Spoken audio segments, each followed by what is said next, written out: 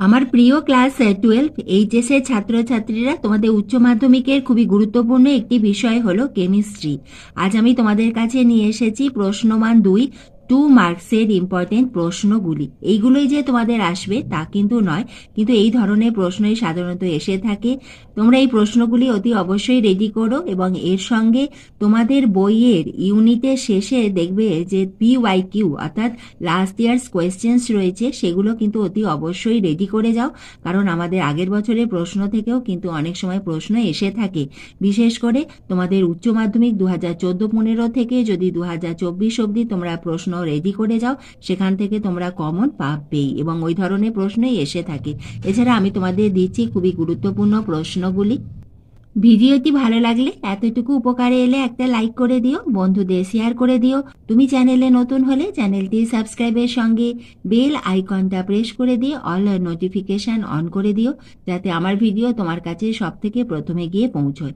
তোমাদের প্রশ্নমান 2 মার্কসের মোট 5টি প্রশ্নের উত্তর লিখতে হবে, রয়েছে 10 নাম্বার।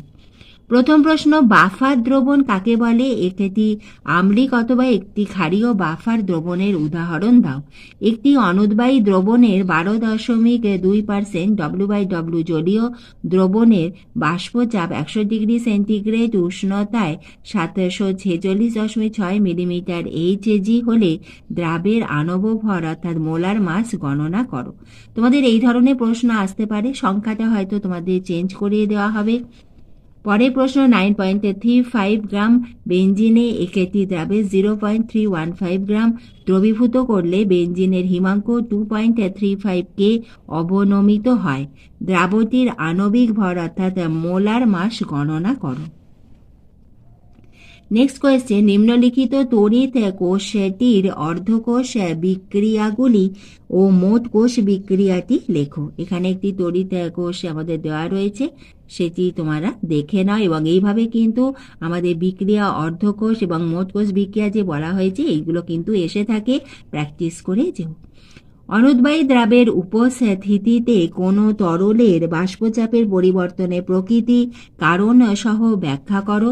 মাইসেল কি? মাইসেল গঠন করে এরূপ দুটি পদার্থের উদাহরণ দাও। নদীর মোহনায় বদ্বীপ তৈরি হওয়ার কারণ ব্যাখ্যা করো। নেক্সট কোয়েশ্চেন, 100 গ্রাম বেঞ্জিনে কোনো অতড়িৎ বিশ্লেষ্য দ্রবের 2 গ্রাম দ্রবীভূত করলে বেঞ্জিনের হিমাঙ্কের অবনমন হয় 0.50 কে। বেঞ্জিনের হিমাঙ্ক অবনমন ধ্রুবক 5.12 কে কেজি পার মোল হলে উক্ত দ্রাবের আপেক্ষিক আণব ভর নির্ণয় করো। XeO এ জেনন এর সংকরায়নের স্তরটি কি? এই অণুটির আকৃতি কি রকম? এইভাবে কিন্তু অণুর আকৃতিও এসে থাকে এবং এটা খুবই ইম্পর্টেন্ট। Na2O2 + ClO2 বিক্রিয়াটিকে সম্পূর্ণ করে শমিত করো। 11 প্রশ্ন, TiH2O6 এখানে যে চার্জ হয়েছে সেটা হলো 3+ রঙিন, কিন্তু ScH2O6 3+ বর্ণহীন কেন তাহা ব্যাখ্যা করো। আমাদের কিন্তু ইনঅর্গানিক থেকে এইভাবে কন্ডিশনের ওপর কিন্তু আমাদের কোয়েশ্চেন এসে থাকে। 12 প্রশ্ন, হোমোপলিমার ও কোপলিমারের মধ্যে পার্থক্য কি? প্রতিটি ধরনের একটি করে উদাহরণ দাও। তোমাদের বইয়ে প্রতিটি ইউনিটের শেষেই দেখবে লাস্ট ইয়ার্স কোয়েশ্চেন অর্থাৎ PYQ রয়েছে।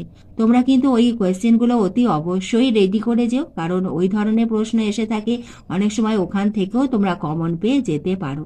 যদি তোমরা উচ্চ মাধ্যমিক 2014-15 থেকে করতে পারো তাহলে কিন্তু খুবই ভালো হবে। দুটি দ্রবণ আইসোটনিক, এই কথাটির অর্থ কি? জলে সামান্য নুন দ্রবীভূত করলে স্ফুটনাঙ্ক বেড়ে যায়, তাহা ব্যাখ্যা করো। ভৌত অধিশোষণ ও রাসায়নিক অধিশোষণের দুটি পার্থক্য লেখো। অসমসত্ব অনুঘটনের ক্ষেত্রে কঠিন অনুঘটকটিকে সূক্ষ্ম কণা হিসাবে ব্যবহার করা হয় কেন এবং তাহা ব্যাখ্যা করো। নেক্সট কোয়েশ্চেন, সাধারণভাবে শ্রেণী 15 মৌলগুলির প্রথম আয়নায়ন এনথালপির মান শ্রেণী 16 মৌলগুলির এই মান অপেক্ষা বেশি, তাহা ব্যাখ্যা করো। Sulphur trioxide gas sulphuric অ্যাসিডে চালনা করলে কি ঘটে তা সমিত সমীকরণ সহ বিবৃত করো। নেক্সট কোয়েশ্চেন CONH3 BrSO4 সংকেতে যুক্ত একটি জটিল যৌগের জলীয় দ্রবণে AgNO3 সিলভার নাইট্রেটের জলীয় দ্রবণের সঙ্গে বিক্রিয়ায় খুব সহজেই হলদেটে সাদা পদক্ষেপ দেয়। জটিল যৌগটির গঠন সংকেত লেখো এবং সংশ্লিষ্ট বিক্রিয়াটি উল্লেখ করো। নিচের পলিমার এটিতে মনোমার দুটিকে শনাক্ত করো। তোমাদের এই ধরনের প্রশ্ন কিন্তু এসে থাকে। এখানে একটি পলিমার দেওয়া রয়েছে এবং সেখানে দুটি মনোমার, তাদেরকে তোমাদের চিহ্নিত করতে হবে। পরে কোশ্চেন স্টার দেওয়া রয়েছে সংহমন পলিমেরাইজেশন বিক্রিয়া কি, একটি উদাহরণ দাও। কোনো দ্রবণের অভিস্রবণ চাপ সংক্রান্ত ভ্যান্ট অফ সমীকরণটি লেখো। সব দ্রবণই এই সমীকরণ মেনে চলে কিনা তাহা কারণ সহ বিবৃত করো। জলে ইউরিয়া যোগ করলে হিমাঙ্ক কমে যায় কেন তাহা ব্যাখ্যা করো। অসমসত অনুঘটনের সংজ্ঞা দাও উদাহরণ সহ।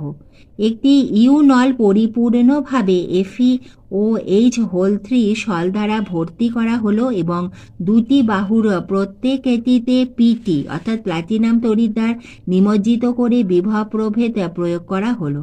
সল কণাগুলি কোন তড়িৎদ্বারের অভিমুখে গমন করবে এবং কেন?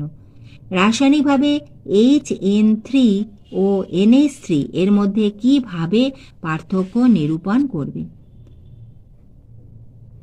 SO2 সালফার ডাই অক্সাইডে জলীয় দ্রবণের সঙ্গে H2S হাইড্রোজেন সালফাইডে বিক্রিয়ার সমিত রাসায়নিক সমীকরণটি লেখো এবং এই বিক্রিয়ার বিক্রিয়ক দুটির ভূমিকা, সেটি জারক না বিজারক তাহা লেখো। অর্থাৎ জারণ বিজারণ যে বিক্রিয়াগুলি রয়েছে সেখানে জারক বিজারকের যে বিভিন্ন ভূমিকা কিভাবে তোমরা চিহ্নিত করবে, এটা কিন্তু তোমাদের রেডক্সের যে লেসেনটা রয়েছে সেখান থেকে খুব ভালোভাবে পড়ে বুঝে করতে হবে।